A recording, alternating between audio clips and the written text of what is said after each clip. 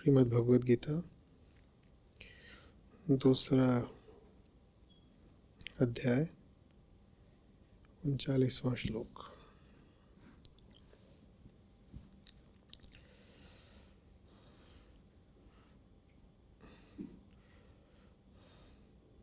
पार्थ, सांख्य योग का ज्ञान तुम्हें अभी कहा गया है। अब कर्म योग को सुनो, जिस ज्ञान से युक्त होने पर तुम कर्म बंध को छोड़ सकोगे। तो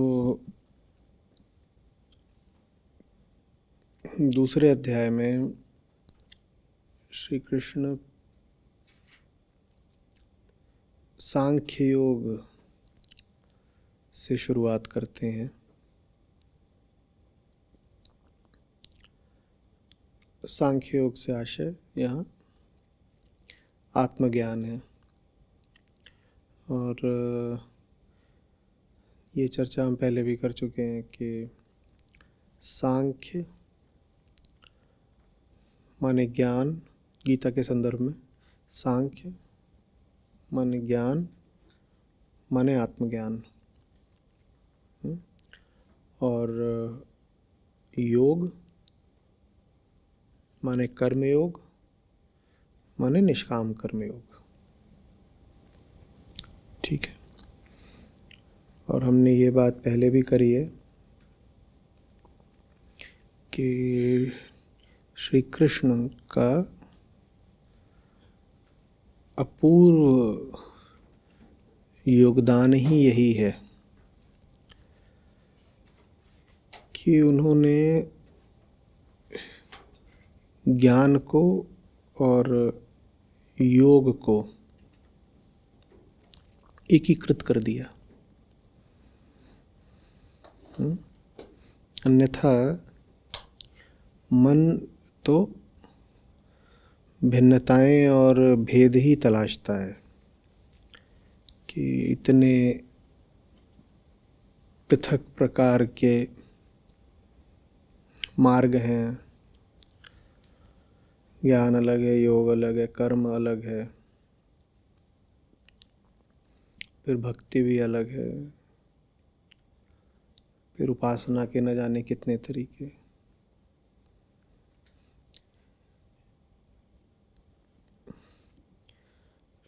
आध्यात्मिक चेतना का ये लक्षण होता है और उसकी ये विशेषता होती है कि जो कुछ भी सत्य से संबंधित है उसको वो एक साथ ला करके अभेद कर देती है। अगर सत्य से संबंधित है तो उसे सत्य के बहुत निकट होना पड़ेगा, और अगर सत्य के बहुत निकट है तो सत्य के निकट जो दूसरी बात है उससे पृथक नहीं हो सकती। और जो कुछ सत्य से संबंधित नहीं है उसको भी झाड़ू से बुहार करके एक साथ इकट्ठा करके एक ही दृष्टि से देख लेती है और एक ही नाम दे लेती है।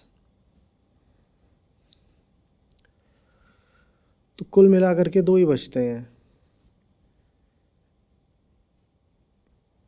एक वो सब जो सत्य के पाले में है और एक वो सब जो सत्य के साथ नहीं है। तो ये दो बचते हैं, और इन दो में भी जो सच्चा नहीं है उसका नाम क्या लेना बहुत,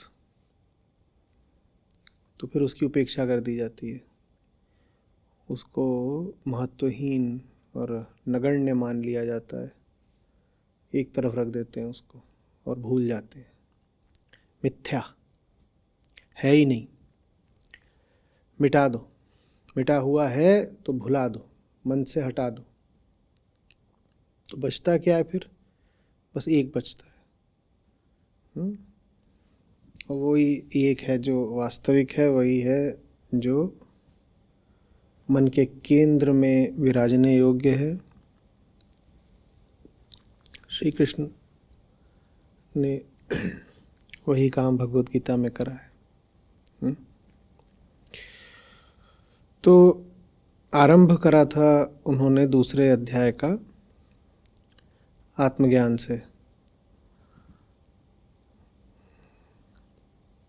सांख्य योग से।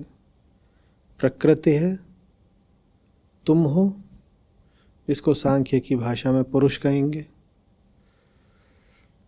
वेदांत में उसको ही अहंकार कह देंगे। और सत्य है या मुक्ति है, जिसको गीता की भाषा में कृष्ण भी कह देंगे। तो यही तीन है बस पार्थ। तुम हो, तुम माने अहम माने पुरुष, तुम हो पार्थ, प्रकृति है और मैं हूँ। और आपका बड़ा कल्याण होगा, आपकी आध्यात्मिक समझ जानिएगा कि गहरा रही है। अगर आपको इन तीन के अतिरिक्त कुछ भी दिखना बंद हो जाए, आप और आपके एक तरफ प्रकृति और दूसरी तरफ कृष्ण, ठीक है। तो ये बात अर्जुन को समझाते हैं और कहते हैं कि तुम्हारा नाता तो मुझसे रहना है ना, तुम प्रकृति की ओर बार बार क्या देख रहे हो। और इस संदर्भ में हमने चर्चा करी थी कि प्रकृति से फिर संबंध कैसे रखने होंगे पुरुष को, क्योंकि संबंध रखना तो अनिवार्यता है। आप ये नहीं कह पाएंगे कि आपको प्रकृति से कोई संबंध रखना नहीं है। प्रकृति माँ है, प्रकृति सर्वत्र है, हम भी प्रकृति है, भीतर बाहर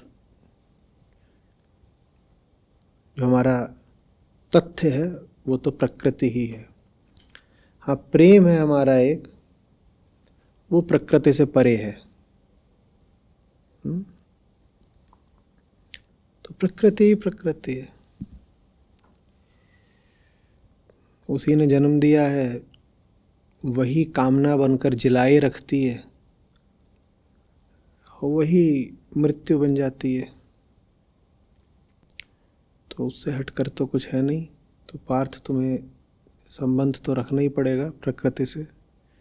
आप हैं पार्थ, आप अर्जुन हैं, आपसे कहा गया कि संबंध तो रखना ही पड़ेगा प्रकृति से। संबंध बस दो तरह का रखो, लेकिन जो कुछ तुम्हें मेरी ओर भेजता हो उसे खोजो और पूजो, और जो कुछ तुम्हें मेरी ओर आने से रोकता हो उसको हटाओ।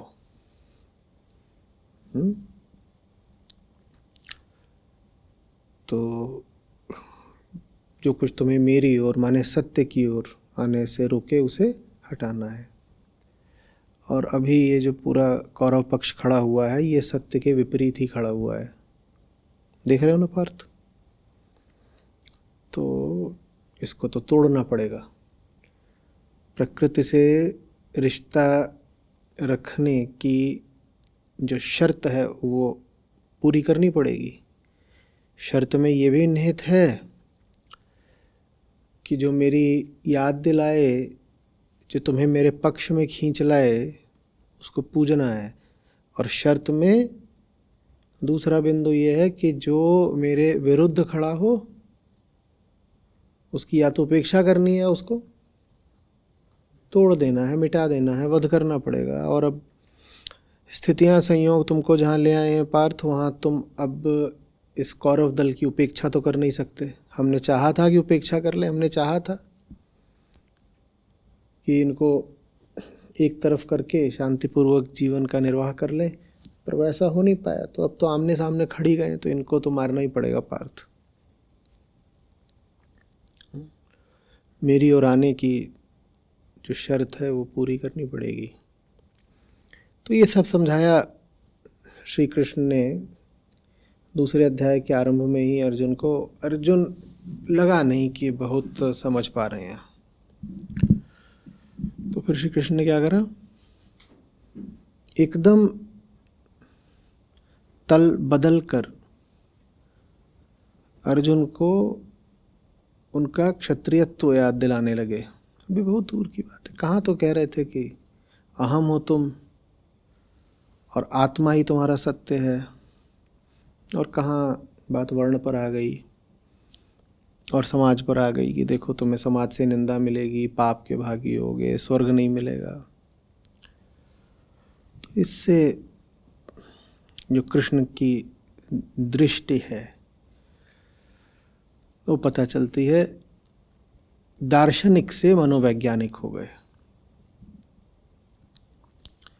अर्जुन का मन पढ़ लिया कि आत्मज्ञान तत्वज्ञान संबंधी उपदेश का तो बहुत प्रभाव पड़ता दिख नहीं रहा, तो जिस चीज़ से अर्जुन बंधे हुए हैं उसी का प्रयोग करके अर्जुन को प्रभावित करना चाहा। अर्जुन बंधे हुए हैं सामाजिक संस्कारों से, अर्जुन बंधे हुए हैं तमाम तरह की धार्मिक रूढ़ियों से, जिनमें ये सब बात निहित है कि किस तरह से नैतिकता का पालन करना होता है, पाप पुण्य के क्या तकाजे होते हैं, और जो पुण्यात्मा होते हैं किस प्रकार उनको स्वर्ग सुख मिलता है, और आपका महत्व कितना है ये इस बात से निर्धारित होता है कि समाज आपको कितना यश दे रहा है, और अगर आपको सामाजिक निंदा मिल रही है तो ये डूब मरने वाली बात होती है। अर्जुन इन सब चीज़ों के मध्य जी रहे हैं, अर्जुन की धारणाएं इस तल की हैं। तो कृष्ण फिर इसी तल को संबोधित करते हैं इसी तल की भाषा में, पर उससे भी कोई बहुत लाभ नहीं होता। मोह के बंध बहुत मजबूत हैं। तो फिर अब कृष्ण कह रहे हैं कि मैं अब तुमको देने जा रहा हूँ निष्काम कर्म संबंधित उपदेश। तो ये जो भी हमने श्लोक पढ़ा ये निष्काम कर्म उपदेश का पहला श्लोक था। ठीक है, क्या कहा कृष्ण ने उसमें? कहा कि ये ज्ञान प्राप्त कर लेने पर तुम कर्म बंध को छोड़ सकोगे। जो तभी तुम डर रहे हो कि कर्म करूँगा, समाज विरुद्ध, संस्कार विरुद्ध, नीति विरुद्ध, तो मुझे फिर उसका बंध भोगना पड़ेगा, माने उसका फल परिणाम भोगना पड़ेगा। तो लो मैं तुमको बताता हूँ असली कर्मयोग। ये जानने के बाद तुम इस डर से मुक्त हो जाओगे कि अगर तुमने सामने जो शत्रु दल है उसके लोगों का वध कर दिया तो तुमको घातक परिणाम भुगतने पड़ेंगे। ठीक है ना? अर्जुन किन घातक परिणामों से डरे हुए हैं? अपयश होगा, लोग कायर बोलेंगे, पाप लगेगा, और जब पाप लगेगा तो नरक भोगना पड़ेगा। अर्जुन इन सब ग्रंथियों में फंसे हुए हैं। तो अर्जुन कह रहे हैं ये काम करूँगा तो दुष्परिणाम आएंगे। तो कृष्ण कहते हैं तो लो, तो मैं वो तुम्हें कर्मयोग बताता हूँ जिसके बाद कर्म के दुष्परिणाम नहीं झेलने पड़ते। ठीक है, जिसमें तुम कर्म तो करोगे लेकिन फलों से बचे रहोगे। तो अब आगे बताएंगे। 40वां श्लोक। निष्काम कर्म योग में जो कर्म तुम करते हो वो नाश संबंधित नहीं होता, वो नाश धर्मा नहीं होता। और कर्म न करने पर जिस पाप से तुम डर रहे हो पाप भी नहीं लगता। कर्म करने वाले का नाश भी नहीं होता, ये फल मिलेगा, उसका दुष्परिणाम आएगा। और कर्म न करने से जो तुम डरते हो कि पाप लगता हो, पाप भी नहीं लगता। तो तुम्हारी जो चिंताएं हैं वो सब इस निष्काम कर्म योग में संबोधित कर दी जाती हैं, तो डरो मत। और ये जो निष्काम कर्म योग है, इसको अगर तुम थोड़ा सा भी समझ लोगे, कृष्ण कहते हैं उसका अल्प अनुष्ठान भी, तो बड़े बड़े डरों से दूर हो जाओगे। देखिए बात क्या है, हमारे सारे जो डर हैं वो दो ही तरह के होते हैं, क्योंकि हम कहाँ से संचालित होते हैं? अहम माने कामना के केंद्र से। एक डर ये होता है, कामना काम करवाती है ना हमसे, तो एक डर ये होता है कि नहीं करा तो कामना अधूरी रह जाएगी। कामना आपको कह रही है काम करो, हमारे सारे काम हमसे कौन करवाता है? कामना। तो कामना कहती है करो जो कह रही हूँ, नहीं करोगे तो बेचैन रहोगे, सुख की प्राप्ति नहीं होगी, आंतरिक तृप्ति नहीं होगी। तो एक तो ये बात रहती है, और दूसरी ओर अतीत अनुभव ये सब मिल कर के डराते हैं। सामाजिक संस्कार डराते हैं, नैतिकता डराती है। वो क्या बोलते हैं? वो बोलते हैं बेटा तुमने कामना पे चल के काम किया तो हम दंड देंगे तुमको, क्योंकि नैतिकता अधिकांश होती ही कामना विरोधी है ना, कि तुम्हारे भीतर ऐसी कामना उठेगी तुमने करी अगर तो तुम्हें ऐसा पाप लगेगा। पाप दो तरह से हो सकता है परिणाम में, एक तो ये कि धरती पर ही तुमको सूक्ष्म सज़ा मिल जाए या स्थूल सज़ा मिल जाए। सूक्ष्म सज़ा क्या होती है कि तुम्हारे यश का नाश हो जाएगा, लोग तुम्हारी बदनामी करेंगे। स्थूल सज़ा क्या होती है कि तुमको पकड़ करके तुमसे पैसे दंड में ले लिए जाएंगे या तुमको जेल में डाल दिया जाएगा, ये स्थूल सज़ा। तो आदमी दोनों तरीके से भय में जकड़ा रहता है। नहीं करूँगा वो जो कामना करवाना चाहती है तो बेचैन मर रहा हूँ, और करूँगा वो जो कामना करवाना चाहती है तो समाज और कानून मारेंगे और मरने के बाद वहाँ नरक में सड़ना पड़ेगा। तो कृष्ण कह रहे मैं तुम्हें अब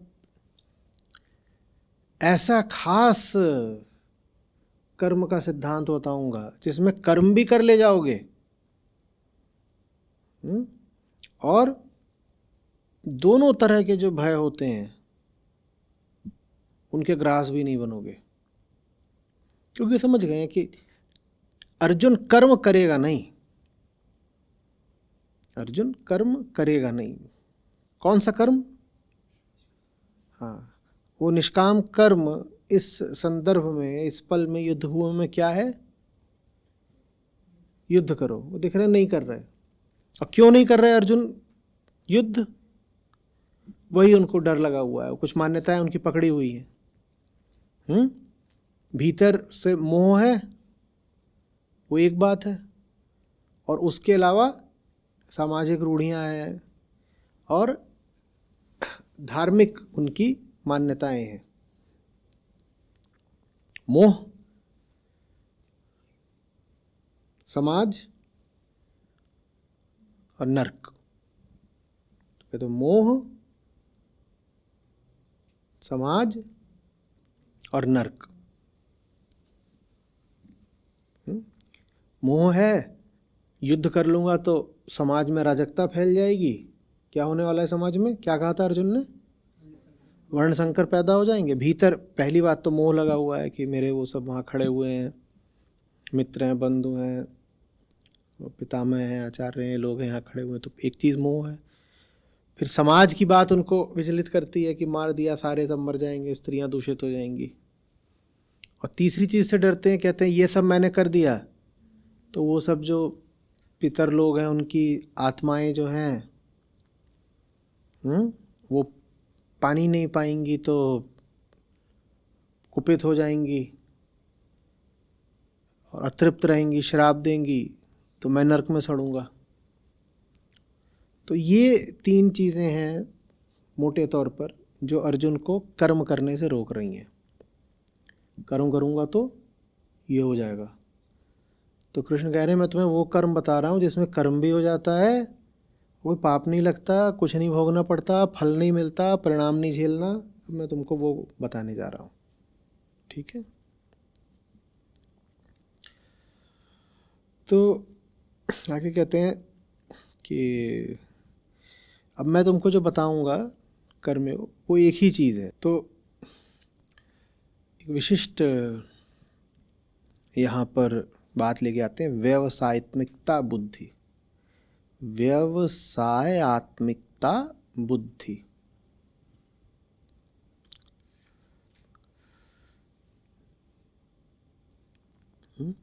कह रहे हैं वो एक ही होती है। व्यवसायत्मिकता बुद्धि एक होती है। लेकिन जो लोग समझते नहीं हैं, जिनकी बुद्धि व्यवसायत्मिक नहीं है, उनके लिए ये सब बातें बहुत अलग अलग तरह की बिखरी हुई होती हैं। ठीक है। तो मैं जो तुमको बता रहा हूँ वो एक है। हो सकता है तुमने अन्यत्र इसके बहुत सारे संस्करण सुने हों, उन पर ध्यान मत देना। जो केंद्रीय बात है, जो एक बात है, वो मैं तुमसे कहने जा रहा हूँ। जानते हैं ना कृष्ण कि अर्जुन का मन तर्क तलाशेगा, कुछ ना कुछ कुतर्क लेकर के आएगा, क्योंकि अर्जुन तो अड़े हुए हैं ना, और जान गए हैं कि कृष्ण उनसे युद्ध कराना चाहते हैं। तो कृष्ण कुछ भी बोलेंगे, अर्जुन उसके विरुद्ध पहले ही कुछ सुरक्षा तैयार करेंगे, कुछ कवच, कुछ कुतर्क तैयार करेंगे।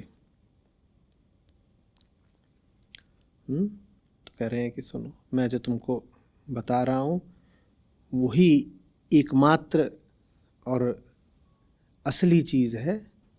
हालांकि जो अज्ञानी लोग हैं, जिनकी व्यवसायत्मिका बुद्धि नहीं है, वो उसको तरह तरीके से देखते हैं। कौन सी बुद्धि की बात करी यहाँ पे? व्यवसायत्मिका। ये बुद्धि, इसको हमें क्या मानना है? जिनकी बुद्धि सत्य की ओर लगातार देख रही है, जिनकी बुद्धि निश्चित कर चुकी है, सुनिश्चित बुद्धि कह लीजिए,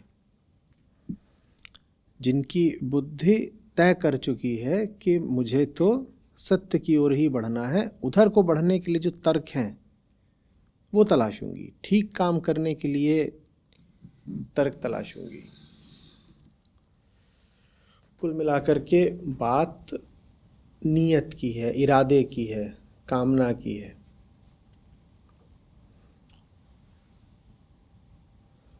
तो निश्चयात्मिका बुद्धि या व्यवसायत्मिका बुद्धि क्या हुई? बुद्धि जिसके पीछे का इरादा नेक है, और इरादा नेक तब है जब इरादा एक है। क्या है वो एक इरादा?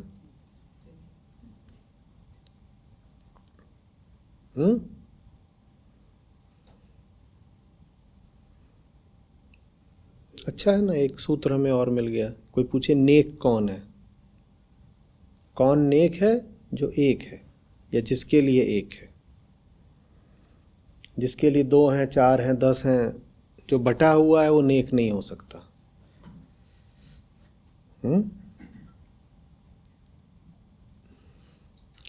जिसके अनेक हैं वो नेक कैसे हो सकता है?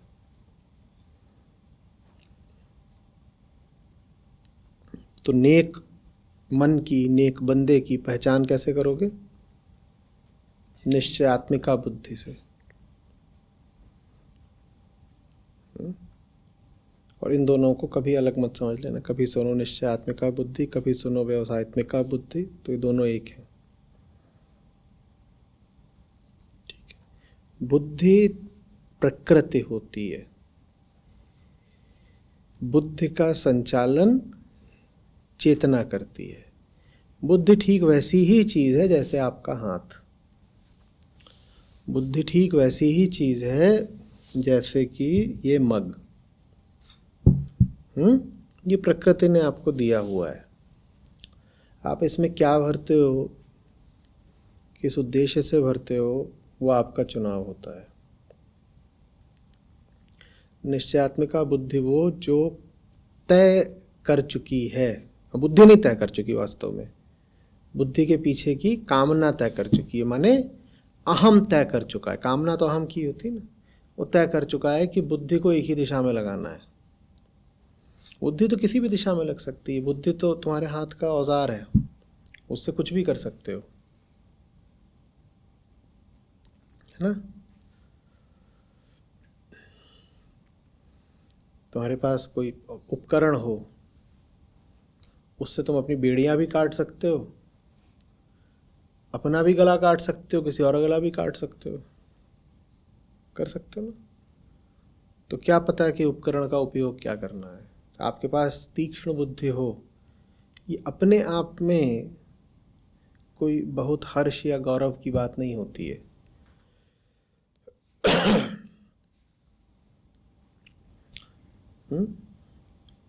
इससे तो बल्कि दोनों तरह की संभावनाएं बढ़ जाती हैं। वो सुतीक्ष्ण बुद्धि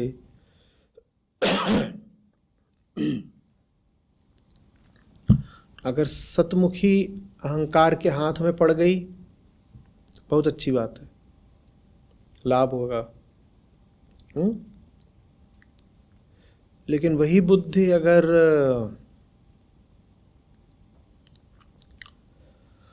असतमुखी अहंकार के हाथ में पड़ गई, बड़ी दिक्कत हो जाएगी।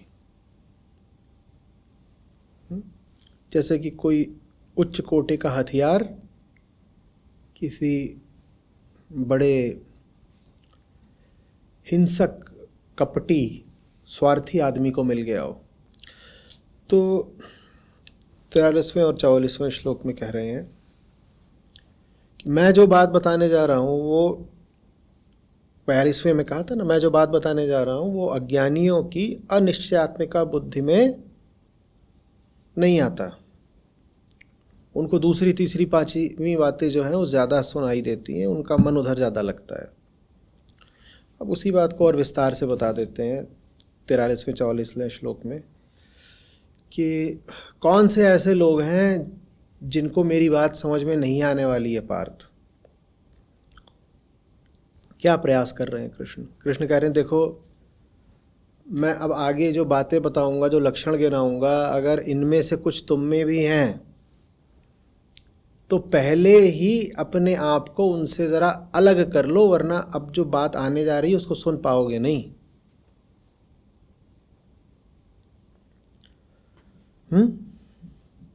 उदाहरण के लिए आप मान लो ये नीली जैकेट पहन के बैठे हो, ठीक, और मुझे पता है कि जो लोग नीली जैकेट पहनते हैं उन्हें किसी कारण से जो मैं बात कह रहा हूँ वो नहीं समझ में आती। और मैं पहले ही आपको बता दूं कि कौन कौन से लोग जिन्हें मेरी बात समझ में नहीं आती। तो मैं कहूँ एक तो वो जो पीछे आधा टिक करके बैठे हैं, दूसरा जिन्होंने नीली जैकेट पहन रखी है। तो मैं वास्तव में क्या चाह रहा हूँ, मैं चाह रहा हूँ कि जो लोग ज़्यादा आराम तलब हो रहे हैं वो ज़रा ध्यान की मुद्रा में आ जाए, और जिन्होंने नीली जैकेट पहन रखी है वो खुद ही समझ जाएं कि खतरे में है तो अपना जैकेट वगैरह ज़रा उतार दें। तो वो पहले ही सावधान कर रहे हैं, अर्जुन को सावधान कर रहे हैं, माने अर्जुन को ध्यान में ला रहे हैं। अर्जुन का ध्यान जिन कारणों से भंग होता, अर्जुन के श्रवण में जो बाधा बनने वाली है, उस बाधा को अर्जुन स्वयं नहीं जानते, कृष्ण पहले से ही जानते हैं कि ये नहीं सुन पाएगा। और क्यों नहीं सुन पाएगा वो मुझे पता है। जिन कारणों से नहीं सुन पाएगा मैं उनको पहले ही ज़रा हटाए देता हूँ। और कृष्ण ये भी जानते हैं वो सब कारण जो किसी को सत्य सुनने से रोकते हैं वो अर्जुन में अभी मौजूद हैं, तो उनकी गिनती वो पहले ही करे देते हैं। ये पहले से ही सावधानी बरती जा रही है, ये प्री एम्प्टिव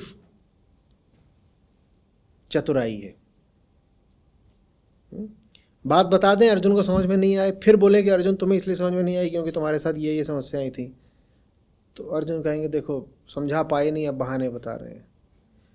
तो कुछ कहने से पहले ही उन्होंने कह दिया कि देखो अर्जुन, तुम्हें समझ में तो नहीं बात आएगी, और तुम्हें क्यों नहीं समझ में आएगी ये भी मैं तुम्हें पहले ही बता देता हूँ।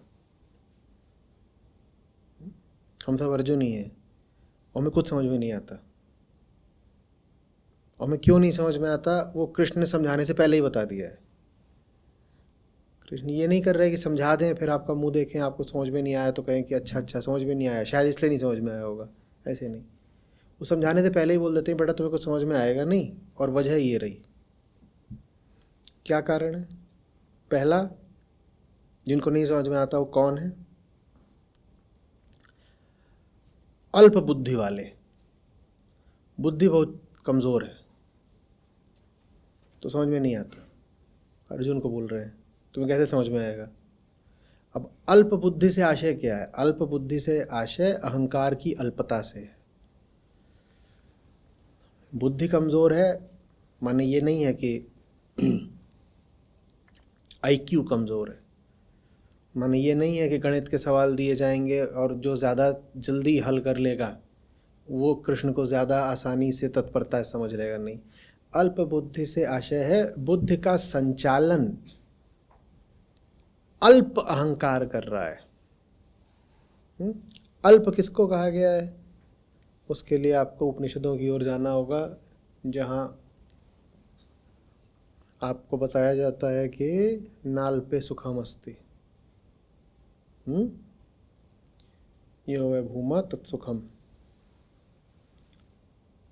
तो सत्य है वो जो बड़ा है, जिसमें आनंद है, और सत्य से हटकर जो है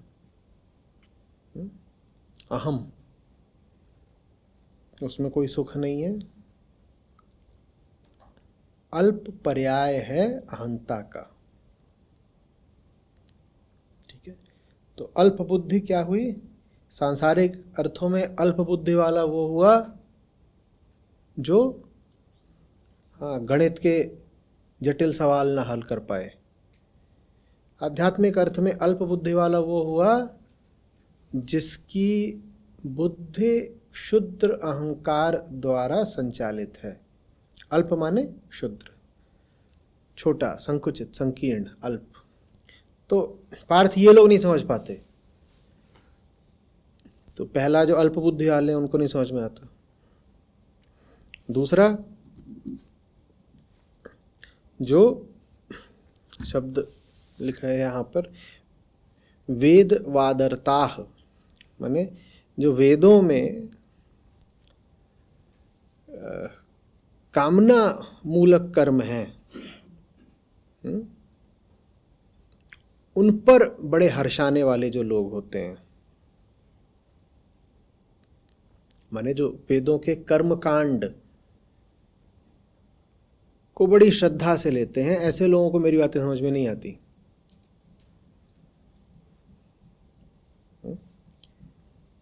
तो अर्जुन तुम भी कहीं वैसे तो नहीं हो? कुछ समझ में आएगा नहीं तुमको, देख लेना, मतलब पहले से ही तुम्हें सावधान करे दे रहा हूँ। पर जिन लोगों को वेदों में उल्लिखित सकाम कर्मकांड बड़ा प्रिय होता है और उसके प्रति बड़ी आस्था रखते हैं, उन्हें कैसे निष्काम कर्म योग समझ में आएगा? कर्मकांड की परिभाषा ही यही है ना। कर्मकांड माने सकाम कर्मकांड, और मैं तुम्हें क्या बताने जा रहा हूँ? निष्काम कर्म योग। अरे अब सकाम कर्म में तुम्हारी इतनी आस्था है तो तुम्हें मेरी बात कैसे समझ में आएगी? कर्मकांड में जितनी भी बातें हैं, एक एक जो मंत्र है वो कामनाओं की पूर्ति के लिए। एक मंत्र उसमें ऐसा नहीं है जो कामनाओं से मुक्ति के लिए हो।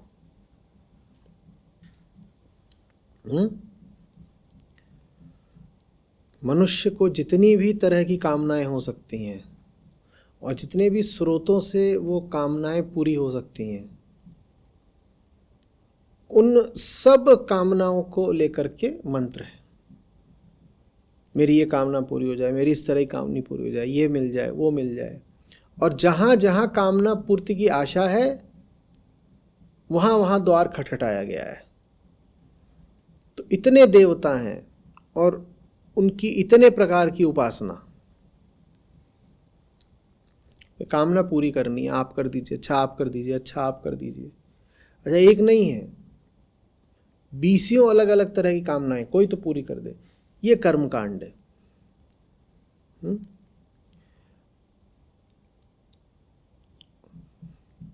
तो तुमने अर्जुन अगर दैवीयता का संबंध सदा कामना पूर्ति से लगाया है, तो आगे जो मैं तुमसे कहने जा रहा हूं वो तुम्हें समझ में नहीं आएगा। ये काम तो हर व्यक्ति ने कर रखा है ना, तब भी हो रहा था, आज भी हो रहा। और अर्जुन ने अगर दैवीयता का संबंध कामना पूर्ति से लगाया है, तो इसका मतलब समाज में वही चीज़ प्रचलित भी थी, और समय आगे बढ़ गया पर बदला कुछ नहीं, आज भी यही है। दैवीयता हो, धार्मिकता हो, यहाँ तक कि जो विकृत आध्यात्मिकता है, उसका संबंध भी तो कामना पूर्ति से ही रखा जाता है ना। आप ध्यान करेंगे तो आपको निम्नोक्त 6 प्रकार के लाभ होंगे। ऐसे लेख पढ़े हैं, 7 की बेनिफिट्स ऑफ मेडिटेशन। ये क्या है?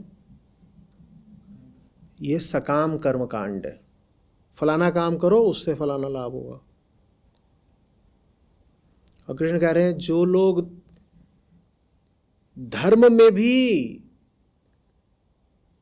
कामना मूलक काम करते हैं, वो आगे गीता सुने ही नहीं समझ में आएगा। मैं तुमको निष्कामता बताने जा रहा हूं।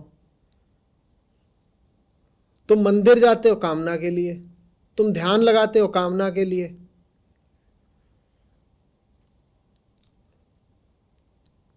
धर्म संबंधी वो सारे काम सोचिए जो कामना पूर्ति के लिए किए जाते हैं। तुम भक्ति करते हो कामना के लिए, प्रसाद चढ़ाते हो, नारियल फोड़ते हो, व्रत रखते हो, त्योहार मनाते हो,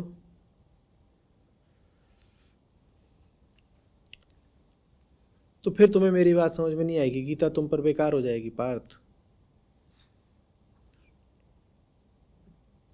अपनी सांसारिकता में जो कुछ करते हो किस लिए करते हो? कामना के लिए। अपनी धार्मिकता में भी जो कुछ करते हो किसके लिए करते हो? कामना के लिए। और कामना ही जब तुम्हारी संचालिका है, तो कृष्ण को तुम कैसे केंद्रीय स्थान दोगे? वो तो तुमने पहले ही दे दिया कामना को। और कृष्ण कह रहे हैं मुझे देखो किसी से नीचे बैठना तो पसंद है ही नहीं, कि मैं कौन हूं? मैं तो कृष्ण हूं। और कृष्ण माने एक, और कृष्ण माने प्रथम, प्रधान, परम, अव्वल, उच्चतम, सर्वोच्च।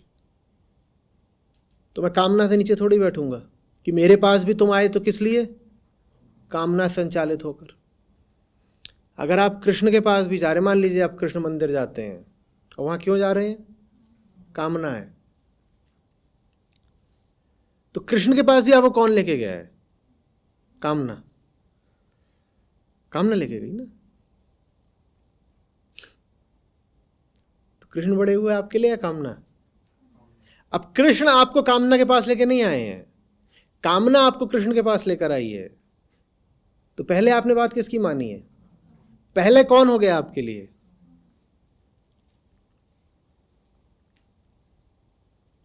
और कामना अगर बड़ी है और कामना आपको लगा कृष्ण से पूरी नहीं हो रही, तो आप कहीं और भी चले जाएंगे, क्योंकि आपका मंतव्य कृष्ण तो थे नहीं ना।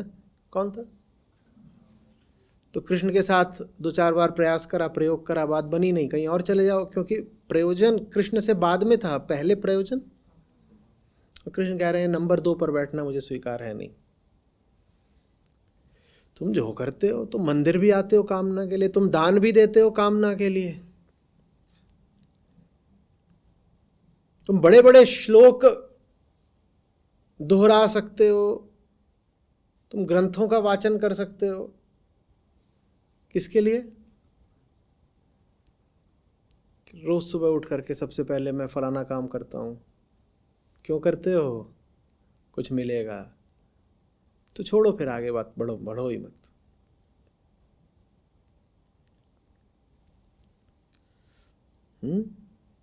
धर्म के क्षेत्र का कोई काम याद करिए जिसके केंद्र में कामना ना बैठी हो।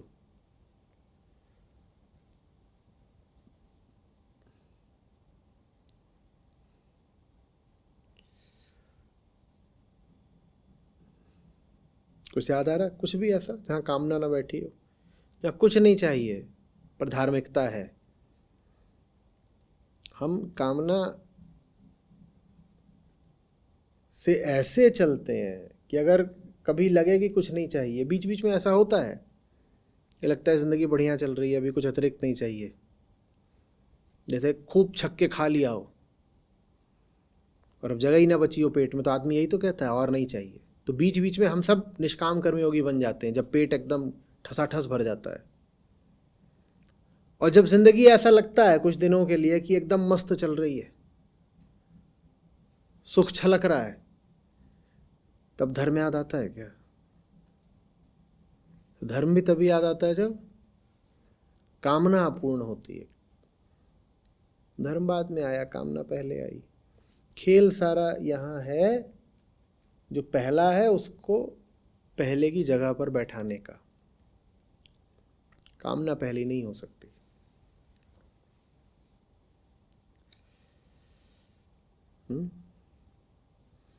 कम से कम जो उच्चतम है उनके पास कामना के चलाए मत पहुंच जाना।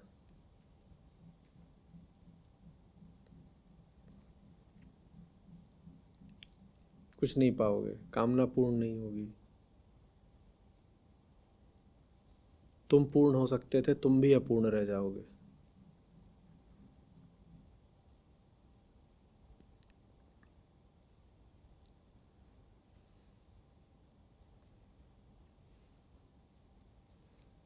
संसार में इधर उधर जब मुंह मारते हो तब कर लो कामना पूर्ति, ठीक है। गीता के पास कामना पूर्ति के लिए नहीं आते, गुरु के पास कामना पूर्ति के लिए नहीं आते। कामना का अर्थ होता है तुमने पहले ही एक चौखटा तैयार कर लिया है और उसको लेकर के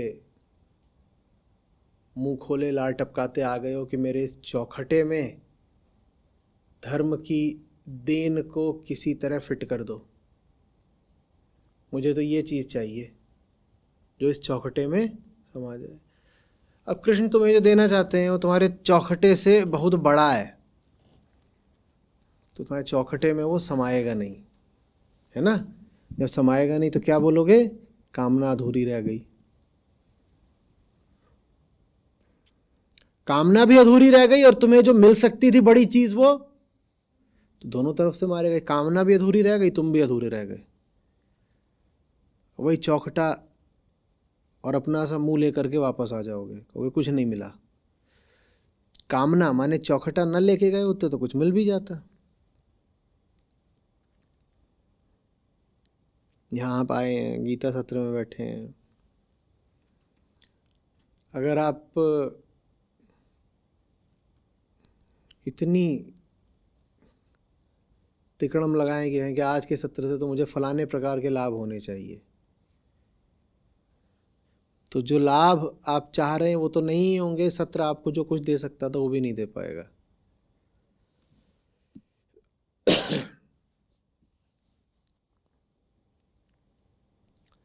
समझ में आ रही है बात?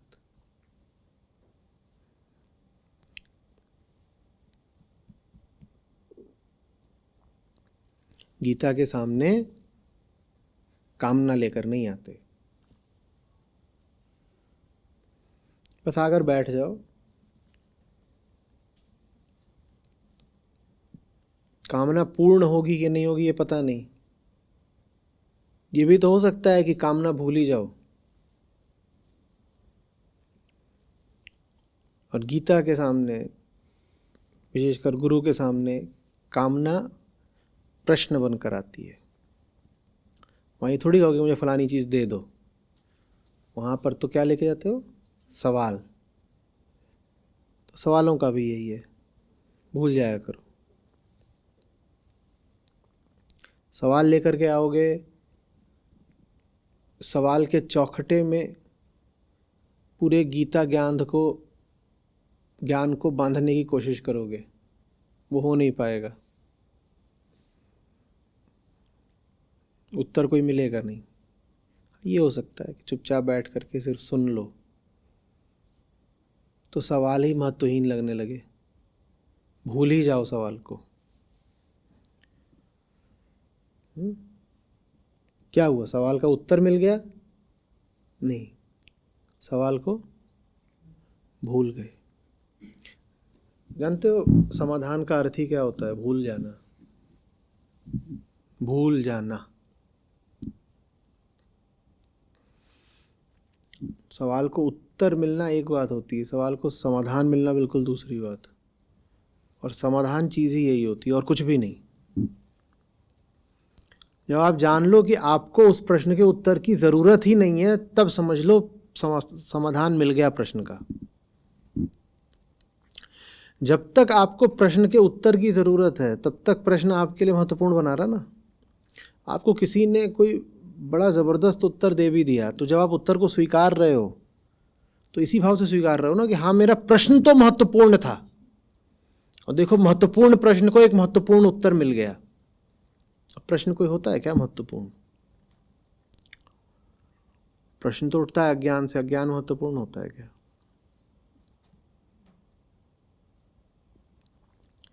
गीता आप पर सफल हुई है, इसकी पहचान ये होगी कि आपको हंसी आ जाए कि मैं ये सवाल लेके आया था।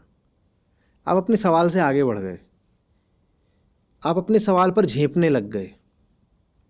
कोई आपको याद दिलाए कि अरे वो जो सवाल है देखो, तो तुम लिख के लाए थे, तो आप बोलो नहीं नहीं मैं तो नहीं लिख के लाया था, तो बेकार प्रश्न। किसने लिखा? तुमने लिखा हो, तुम लिखा। ओके, देखो ये तो तुम्हारी लिखावट है, तो बगले झांकने लगो, बोलो नहीं ये तो अच्छा, हाँ भाई मैं नहीं लिखा था, मूर्ख था, नहीं बेकार की बात है, नहीं पूछनी, कुछ है नहीं इसमें।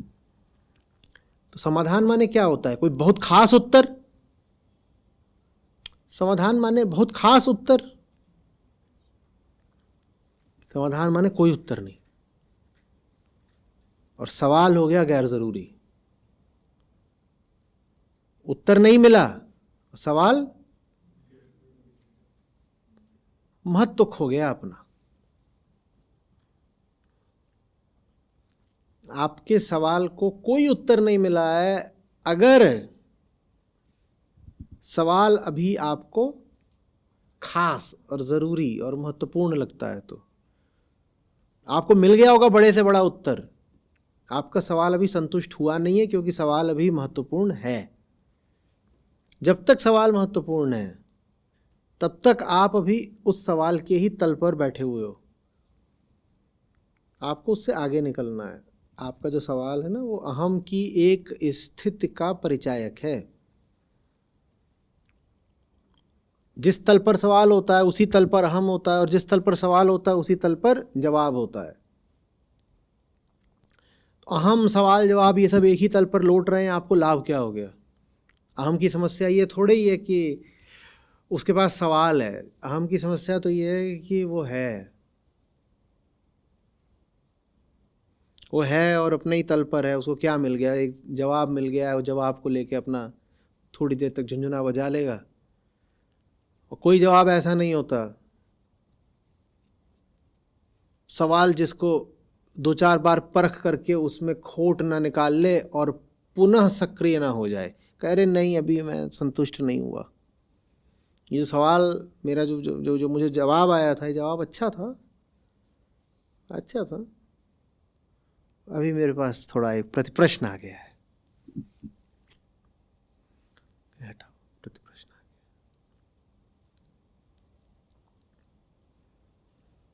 गया। ये कोशिश आप लोग भी कभी मत करिएगा।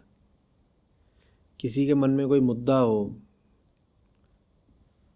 उसे समझाने मत लग जाइएगा मुद्दे से संबंधित बातें।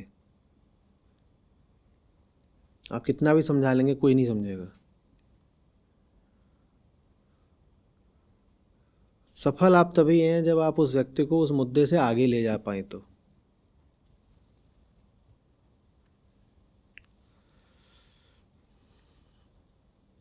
वो व्यक्ति उस मुद्दे को विस्मृत करते, भूल जाए, तब समझिए कि कुछ हुआ। उसी मुद्दे पे आप बात करे जा रहे हैं। वो एक मुद्दा लेके आया था, उस मुद्दे को काटने के लिए आप उसी मुद्दे पर उससे बात करे जा रहे हैं, तो उसकी जीत हो गई। क्योंकि उसी मुद्दे पर और बात करके आपने उसको समझा दिया कि मुद्दा तो है बड़ा महत्वपूर्ण।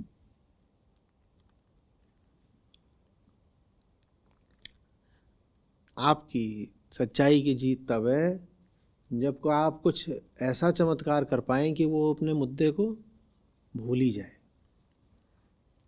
समाधान भूलने का नाम है। किसका नाम है? भूलने का नाम है।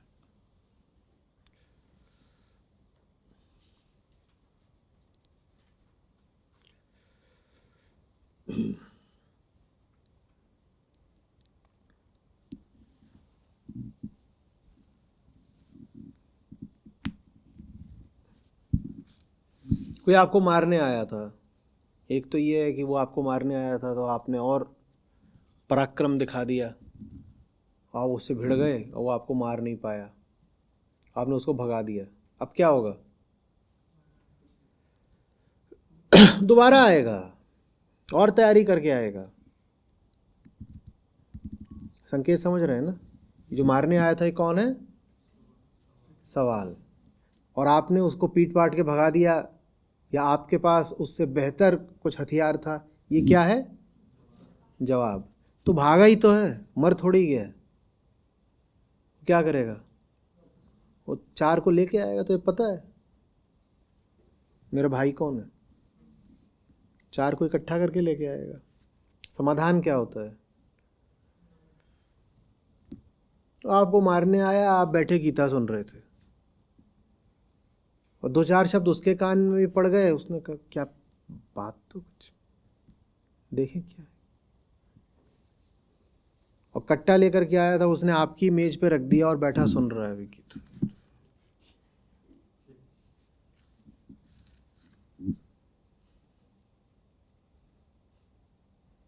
थोड़ी देर बाद आप उसे याद दिला रहे हैं, भाई साहब ये आप कुछ औजार लेके आए थे, इसका कुछ करना था आपको, कर लीजिए। अरे हटाओ ये तुम बातें, सुनने दो क्या बात चल रही है यहाँ पर। ये समाधान हो गया।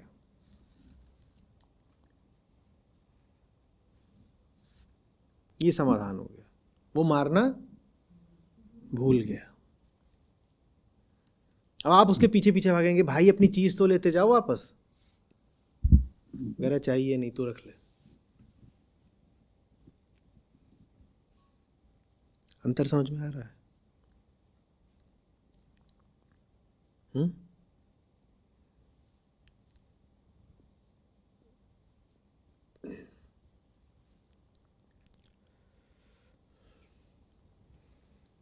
इतने सारे विद्वान हैं तो इतनी बड़ी बड़ी बातें करते हैं। अखबारों के संपादकीय पढ़ो, नेताओं के भाषण सुनो। मनुष्य अपनी समस्याओं से लड़ने के लिए कितने प्रयास करता है और उसमें अपने सारे संसाधन झोंक देता है, ठीक है ना?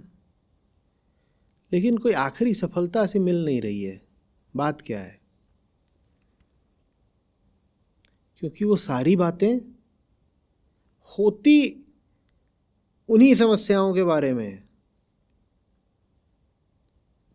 अब ये बात आप बहुत बहुत संवेदनशील होकर के, बड़े एकाग्रचित होकर के सुनेंगे तो समझ में आएगी। 2 देशों में मनमुटाव चल रहा है, युद्ध की तैयारी है और उस पर बड़े बड़े लेख लिखे जा रहे हैं, ठीक है ना? कुछ लेख ऐसे हैं कि सैन्य बल किसकी तरफ ज़्यादा है, कुछ लेख ऐसे हैं कि क्या करा जा सकता है कि युद्ध को टाल दिया जाए, कुछ लेख हैं जो दोनों देशों के मध्य संघर्ष का इतिहास वर्णित कर रहे हैं और तमाम तरह की बातें ऐसी लिखी जा रही हैं। कुछ बता रहे हैं कि अगर इन 2 में युद्ध हो गया तो शेष विश्व पर क्या प्रभाव पड़ेगा। ये सब बातें होती रहती हैं और युद्ध हो जाता है ना? और जो बातें कही गई हैं वो कितनी विद्वत्तापूर्ण है। किसी ने आंकड़े उठाए हैं और उनका पूरा एनालिसिस करके बताया है कि देखो देखो देखो दुनिया को इस तरह से ये नुकसान होगा। और आप कहेंगे देखो, तो विद्वान है, पंडित है, स्कॉलर है। युद्ध रुकता नहीं है इन चीज़ों से, या रुकता है? युद्ध वो रोक पाए हैं जिन्होंने इंसान को खून खच्चर, हिंसा, ज़मीन, पैसा, ताकत, इससे ऊपर की कोई बात दे दी। जब वो बात आ जाती है तो इंसान लड़ना भूल जाता है। नहीं तो आपकी जितनी बुद्धि होगी वो अधिक से अधिक युद्ध का विश्लेषण कर रही होगी, पैना विश्लेषण, बेशक पैना, लेकिन युद्ध का ही तो।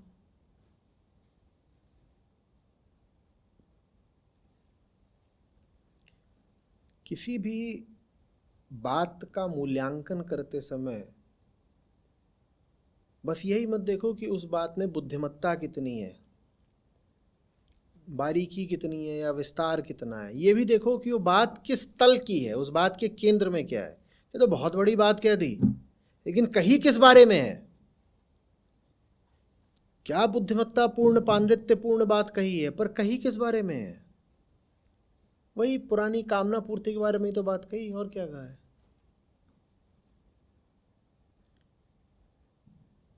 और ये सबसे महत्वपूर्ण होता है, परखना कि जो आप कह रहे हो उसके केंद्र में क्या है। जो आप कह रहे हो सकता है उसमें बड़ा सुंदर वाक्य विन्यास हो, बड़ा विस्तार हो, आपने 700 पन्ने की थीसिस प्रस्तुत कर दी,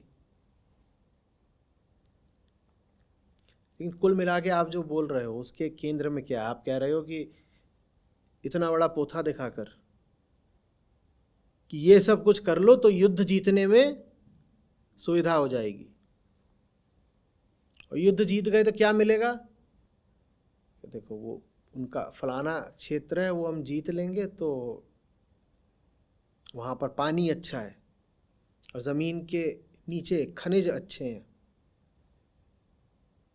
और इतना ही नहीं, वो जो क्षेत्र है जो हम जीतना चाहते हैं वो सामरिक दृष्टि से और जियोपॉलिटिकल नज़रिए से बड़ा महत्वपूर्ण है। अगर वो क्षेत्र जीत लोगे तो पूरी दुनिया को धौंस बता पाओगे।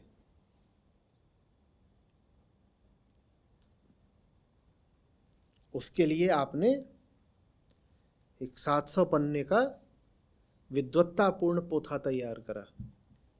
कुल मिलाकर के चाहते क्या थे, कामना पूर्ति। और कामना किस चीज़ की है, हाँ, चीज़ें मिल जाए, चिज्जू।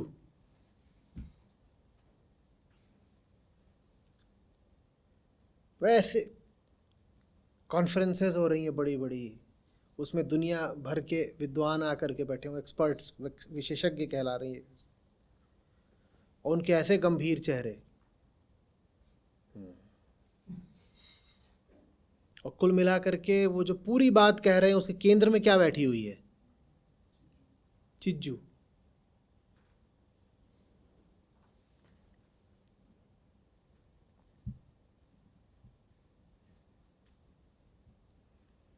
कोई आपको बहुत कोई प्रभावशाली विस्तृत बात बताए तब तो ठीक है, चाहते क्या हो, ये सब तो ठीक है, क्योंकि काम तो तुमसे तुम्हारी चाहत ही करा रही है, स्वामिनी तो तुम्हारी कामना ही है। ये भी तो बता दो चाहते क्या हो। ये सब तो ठीक है, पूरा तामझाम लंबी चौड़ी बातचीत तुमने बता दी, बढ़िया अच्छी सुन लिया हमने, चाहते क्या हो। 18 मंजिला ऑफिस है,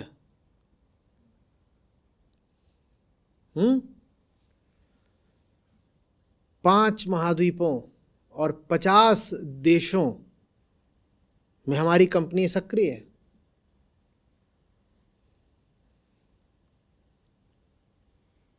और दुनिया के आधे देशों से ज़्यादा हमारा टर्नओवर है, सब तो ठीक है। आपकी बातें सब बड़ी प्रभावशाली हैं, इम्प्रेसिव है, पर ये भी तो बता दो, ये सब करके चाहते क्या हो? जैसे ही बोलोगे चाहते क्या हो तो जवाब तो एक ही है, चिज्जू।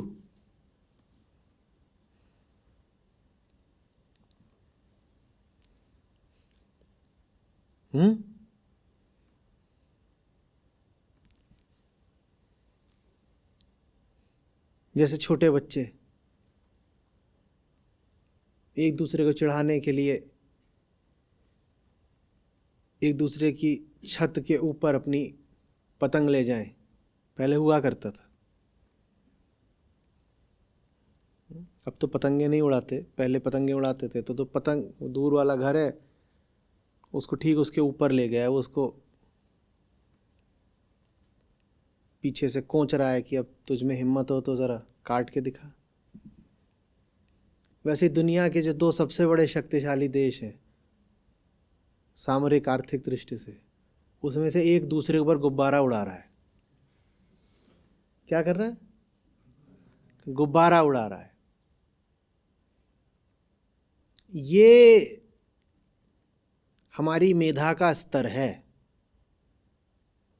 सन 2023 में एक देश दूसरे के ऊपर गुब्बारा उड़ा रहा है, और ये इस वक्त दुनिया में सबसे बड़ा मुद्दा है कि गुब्बारा उड़ा दिया। वो बोल रहे हैं तैने गुब्बारा काहे उड़ाया? वो बोल रहा है गुब्बारा है ही नहीं, ये मेरा नागरिक यान है, ये भटक करके तुम्हारे यहां आ गया है। यही जवाब दिया। सिविलियन एयरक्राफ्ट है ये यूं ही भटक करके तुम्हारे यहां आ गया। बोल रहे 20 दिन से भटका हुआ है, और तुम्हारे सिविलियंस गुब्बारों में चलते हैं। ये सब दुनिया के दो सबसे बड़े राष्ट्र कर रहे हैं, चिज्जू। और पहले एक दूसरे को आंखें दिखाते रहे, धमकियां देते रहे, तू कुछ करके दिखा, तू कुछ करके दिखा।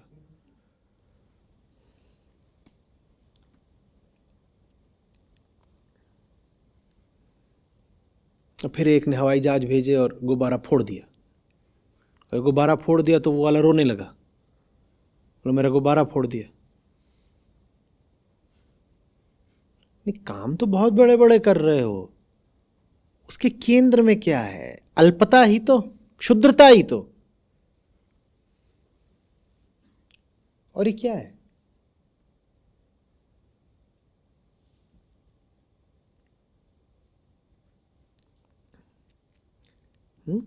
और जिनके केंद्र में अल्पता बैठी है, कामना बैठी है, उन्हें कृष्ण समझ में नहीं आएंगे।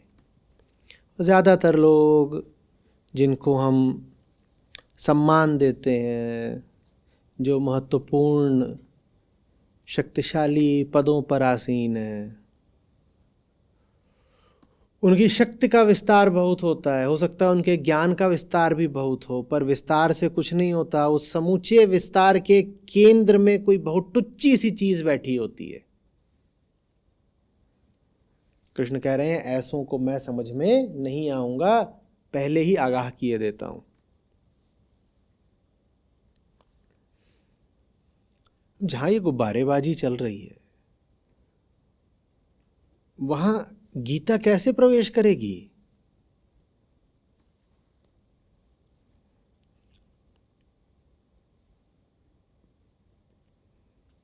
आ रही बात समझ में? सबसे पहले नियत, इरादा, कामना साफ होनी चाहिए। इसी को कहते हैं अहम का कृष्णमुखी होना। पहले भीतर से ये भाव तो उठे, जिसे प्रेम कहते हैं। उसी को वैराग्य भी कहते हैं। हाँ, प्रेम ही वैराग्य है। कृष्ण के प्रति प्रेम माने प्रकृति के प्रति वैराग्य। पहले थोड़ी ये भीतर रोशनी तो उठे कि कृष्ण की ओर देखना है।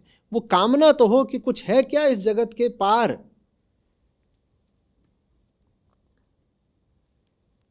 यही सब कुछ है या कहीं कोई और भी जहान है, या इसी में बस है? एक तरह के कीचड़ से दूसरी तरह के कीचड़ में कूद मचाना, यही जिंदगी का नाम है। वो वैराग्य बहुत आवश्यक है। जब भीतर एक तड़प चीत्कार सी उठे कि यार फंस गए भाई, कुछ और हो सकता है, तो कहीं कोई दरवाजा नहीं दिखता। बहुत खटखटा लिया, बड़े प्रयास कर लिए, अब तो लग रहा है जैसे बंध गए हैं और बंद है सब दरवाजे, फंस गए हैं हम। तब गीता काम आती है।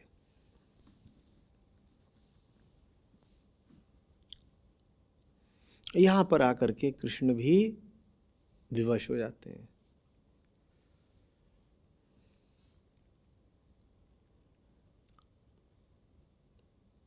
मेरी बात का गलत अर्थ मत लीजिएगा, पर एक प्रकार से गीता कृष्ण की विवशता की अभिव्यक्ति है।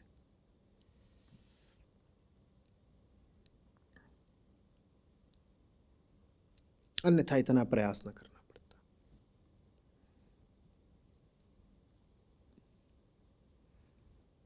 अहम को चुनाव की सुविधा मिली हुई है ना। माने जब तक वो अपनी स्वेच्छा से, जो भी उसकी स्वेच्छा है, स्वेच्छा तो उसकी कुछ होती ही नहीं, पर फिर भी उसके देखे तो स्वेच्छा है, उसको तो यही लगता है कि मेरे पास स्वेच्छा है। तो जब तक वो अपनी स्वेच्छा से हाँ नहीं बोलता, तब तक कृष्ण भी बस प्रयास कर सकते हैं, प्रस्ताव कर सकते हैं, प्रार्थी जैसे खड़े होकर के आवेदन कर सकते हैं।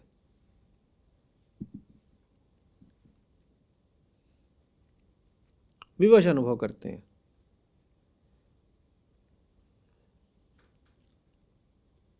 और इसका कोई सूत्र, कोई फॉर्मूला नहीं होता कि किसी का मन, किसी की नीयत चिज्जू से हटाएं कैसे। ये तो फिर अनुकंपा की सी बात होती है। प्रार्थना करिए कि आपके साथ जल्दी से जल्दी हो जाए।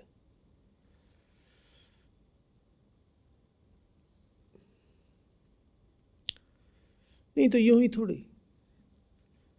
दुनिया के सबसे ज़्यादा प्रसिद्ध, प्रचलित और पढ़ी जाने वाली पुस्तकों में, ग्रंथों में है भगवद गीता।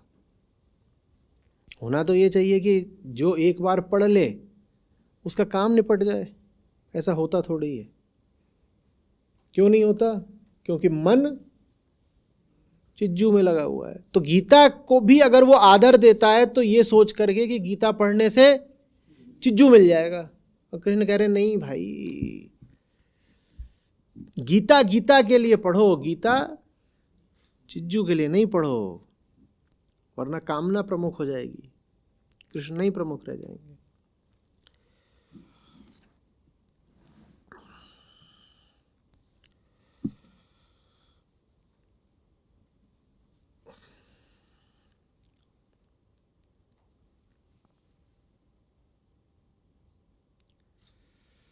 और कौन से लोग हैं भाई जिनको नहीं समझ में आनी है गीता? वो बताया, वो लोग हैं जो कहते हैं कि सुख के अतिरिक्त कर्म का कोई लक्ष्य नहीं हो सकता। जो ऐसे सोचते हैं उन्हें गीता नहीं समझ में आती। पहली बात क्या बोली थी कि नहीं समझ में आती? पहला क्या? अल्पबुद्धि। अल्पबुद्धि में हमने क्या कहा था? अल्पबुद्धि माने जिनकी बुद्धि को अहंकार की क्षुद्रता चलाती है, वो अल्पबुद्धि वाले। दूसरे हमने क्या कहा था? जिन्हें कामना में बड़ा सुख मिलता है। तो कृष्ण उसको और ज़्यादा बारीकी के साथ कहते हैं कि वेदोक्त काम में कर्मों की प्रशंसा करने वाले, ठीक है, जिनका वेदों के कर्म कांड पर बड़ा विश्वास है, उन्हें गीता नहीं समझ में आनी। अब तीसरा कह रहे हैं उनको भी नहीं समझ में आनी है। तीसरे प्रकार के लोग जो जीते ही स्वर्ग और सुख इत्यादि के लिए, जो कहते हैं इसके अतिरिक्त और क्या है जीने के लिए।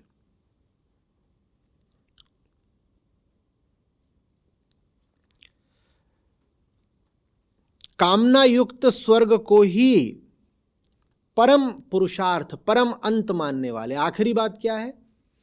किसी ऐसी जगह का लाभ हो जाए, किसी ऐसी अवस्था में पहुंच जाए जहां सुख ही सुख बरसे। कौन सा सुख? जो मैंने पहले ही निर्धारित कर रखा है, जो मेरी कामनाओं ने निर्धारित कर रखा है। कह रहे जो लोग इस आधार पर जिंदगी जीते हैं कि सफल मैं हो जाऊंगा अगर मौज मिल जाए, सुख मिल जाए, ऐसों को गीता नहीं समझ में आने वाली। तो जो कहा था कृष्ण ने वही हुआ भी है। कहाँ समझ में आई गीता? नहीं आई समझ में। शर्तें ही इतनी कड़ी है, नहीं आती समझ में।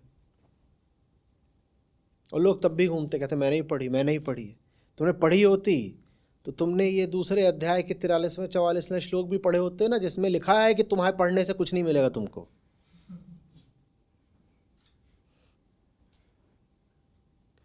से कोई बोले आप लोगों से कि गीता ऐसा है वैसा है, कोई बोले भाई बहुत समझ में आ रही है, तो भी उसे ये 2 श्लोक बता दो कि देख लीजिएगा, ये 2 श्लोक समझ लीजिए, फिर बताइएगा आपको कितनी समझ में आई है। और कोई बोले नहीं समझ में आ रही, तो भी उसको 2 श्लोक बता दो, बोलो नहीं समझ में आ रही तो कारण ये रहा। इन कारणों को हटा दीजिए, गीता एकदम तत्काल समझ में आने लगेगी।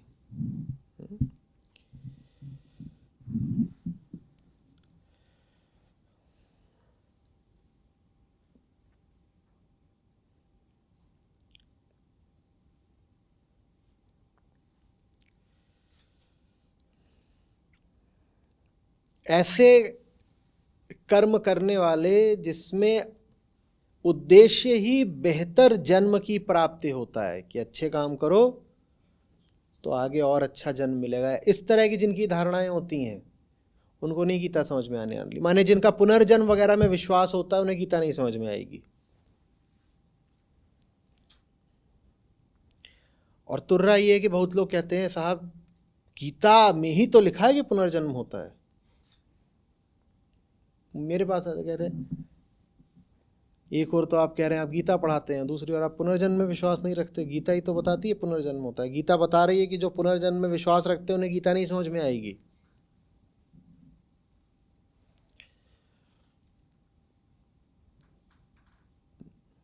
ना आप गीता समझे ना मुझे समझे। पुनर्जन्म वगैरह की बात जब आप वेदांत के संदर्भ में करते हो तो पहला प्रश्न ये होता है ना कि किसका, हाँ पुनर्जन्म किसका, किसके पुनर्जन्म की बात कर रहे हो। एक बार ये समझ लो कि किसके पुनर्जन्म की बात हो रही है, तो ये भी समझ जाओगे कि पुनर्जन्म का सिद्धांत क्या है।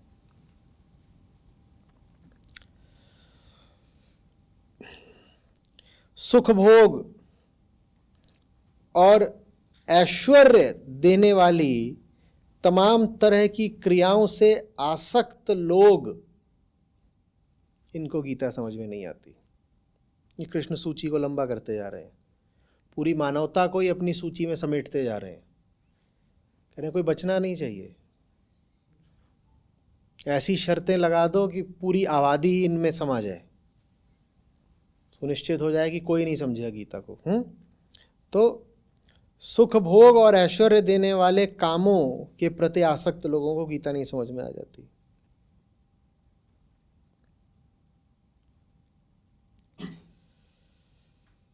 और ऐसे लोग अपनी बातों के पक्ष में बड़े मीठे और सुखप्रद तर्क दिया करते हैं, और उन तर्कों में यही निहित होता है कि जो हम कह रहे हैं वो करोगे तो तुमको सुख मिलेगा, भोग मिलेगा। तो ऐसी बातों को सुन करके भोग और ऐश्वर्य में आसक्त लोगों का चित्त एकदम मोहित हो जाता है। अब तुम्हारा चित्त वहां भोग और ऐश्वर्य में मोहित हो गया तो तुम्हें मेरी बातें कैसे समझ में आएंगी पार्थ।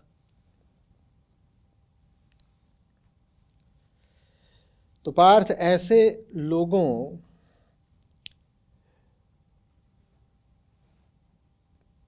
के अंतःकरण में निश्चयात्मक ज्ञान टिकता नहीं है, उन्हें मिल भी जाए तो टिकता नहीं है।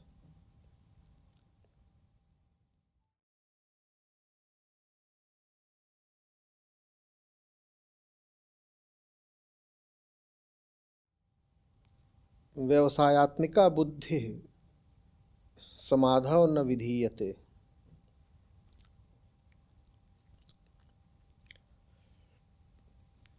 स्थिर नहीं हो पाती, ठहर नहीं पाती, टिक नहीं पाती। गीता आएगी भी उनके पास तो टिकेगी नहीं। उनकी बुद्धि कुछ ना कुछ कुतर्क निकाल लेगी गीता के विरुद्ध। किसी के प्रयास से या संयोग मात्र से गीता उनको मिल भी गई तो उनके काम नहीं आती। क्यों काम नहीं आती? क्यों नहीं उनको मिलती गीता? क्योंकि उनको चाहिए नहीं गीता। उन्हें तो वही मिलेगा ना जो उन्हें। गीता भी वो स्वीकार कर लेंगे अगर गीता से उनको वो मिलता हो जो उन्हें चाहिए। और गीता का तो ये काम ही नहीं है कि वो आपको वो दे दे जो आपको। अर्जुन को कृष्ण वो थोड़ी दे रहे हैं जो अर्जुन को चाहिए। अर्जुन को कृष्ण वो नहीं दे रहे हैं जो अर्जुन को अर्जुन की दृष्टि से चाहिए। हाँ, अर्जुन को बिल्कुल वही दे रहे हैं जो अर्जुन को चाहिए, जो अर्जुन को कृष्ण की दृष्टि से चाहिए, सचमुच चाहिए, वो दे रहे हैं। अब ये दो अलग अलग बातें होती हैं। अंग्रेजी में कई बार इसको नीड वांट बोल देते हैं। तो गीता आपकी आवश्यकता की पूर्ति करने के लिए, आपकी कामना की पूर्ति करने के लिए नहीं है। गीता से आपको वो नहीं मिलेगा जो आपको गीता से चाहिए। गीता से आपको वो मिलेगा जो कृष्ण को चाहिए, जो कृष्ण चाहते हैं कि आपको मिले। आप गीता के पास वो मांगने जाएंगे जो आप चाहते हैं आपको मिले, वो मिलेगा ही नहीं।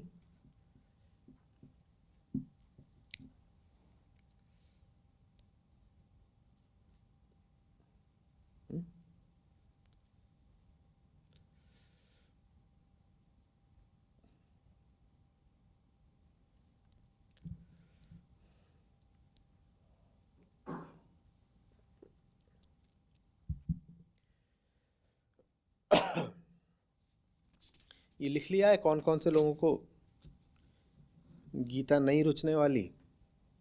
ये भी लिख लिया है कि अगर उनको मिल भी गई तो क्या होगा? टिकेगी नहीं।